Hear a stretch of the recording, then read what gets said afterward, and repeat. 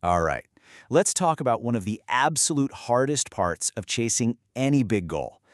How do you keep pushing forward when it feels like you're just spinning your wheels? Especially when we're talking about something like building wealth. So here's the big question we're tackling today. What happens when you know you're on the right track, but progress is just painfully slow? How in the world do you stay patient without completely losing motivation during that long, slow grind? I mean, look, you're doing everything you're supposed to do, right? You're saving your money, you've got your automations all set up, you're being disciplined every single day, you are absolutely putting in the work. But nothing feels different yet. You check your accounts, you look around at your life, and it's like, is anything even happening? The change is happening so slowly, you can barely even notice it. And this gets to the absolute heart of what we're talking about. There's this great saying, progress is invisible before it's undeniable. And that is the exact moment most people throw in the towel. It's not because they're doing anything wrong, it's because they give up right before they hit that breakthrough they can't even see yet. Okay, so let's dig into this. Why does this slow, invisible progress feel so much like you're failing? Well, the answer isn't in your spreadsheet. It's actually in your biology. See, our brains are kind of old hardware. They're wired for instant gratification. Your brain wants quick feedback. It wants to see the win. It wants that immediate reward. But building wealth, oh, that's a totally different game. It gives you delayed results, super quiet growth, and yeah, absolutely zero applause. So what happens? Even when you're technically winning, the numbers are going up, slowly but surely, that little lizard brain in the back of your head is just screaming, "This isn't working! Get out! Pull the plug!" But here's the key thing to remember. That voice isn't telling you the truth. It's just biology.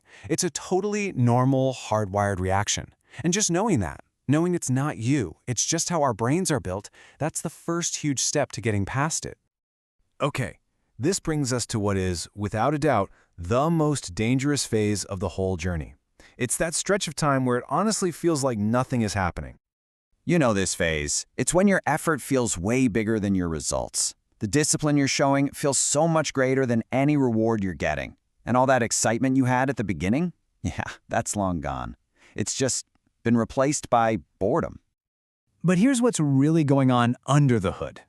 Compounding is silently working its magic, building that foundation. Your systems, your habits, they're getting stronger, almost second nature. And momentum, the most powerful force there is just starting to build. And this is so important. Most people don't fail here. They just leave. They quit. They walk away right before all that invisible work is about to pay off in a huge, undeniable way. So, if you can't rely on seeing results to keep you going, what can you rely on? Most of us would probably say motivation. But what if I told you motivation is actually the wrong tool for this job? Well, let's look at what the research says. There's this idea in self-determination theory called autonomous motivation. Now, this isn't about hype or feeling pumped up. It's way deeper. It's the drive that comes from your own core values and interests. This is the stuff that's built to last. And here's the difference, right? Autonomous motivation is your why. It's what you genuinely care about. Then there's controlled motivation. That's all the shoulds and have-tos, all that pressure you feel. And the data is super clear. People who run on their why stick with it longer and are just happier. People who run on shoulds, they burn out. Simple as that. So let's put a pin in this. That initial sugar rush of motivation, it's great for getting you out of the starting blocks. But for staying in the race when it gets long and boring, you need a totally different engine.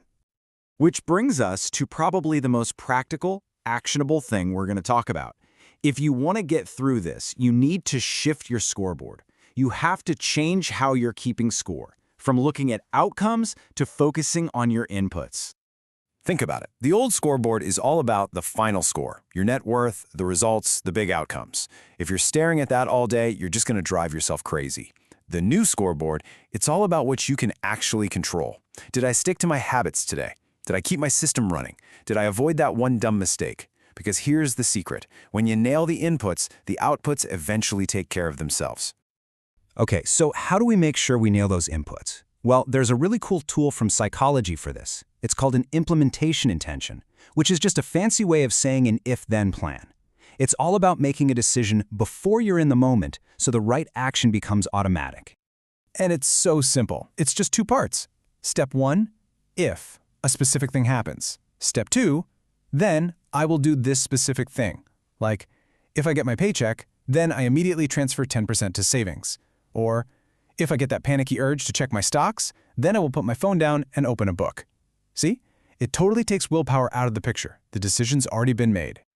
Now, having these logical systems is amazing, but you know what makes them truly unstoppable? It's when you connect them to a real, deep, personal purpose. Here's a great quote from the financial expert Peter Dunn. He says, "When I waver in my financial decision-making ability, I think of my daughter. I think about how I want to teach her the right thing to do." That's his happy place. It's that core reason that keeps him grounded when things get tough. It's not just a goal for him, it's about who he wants to be. So, take a second and think about it. Why did you really start this journey?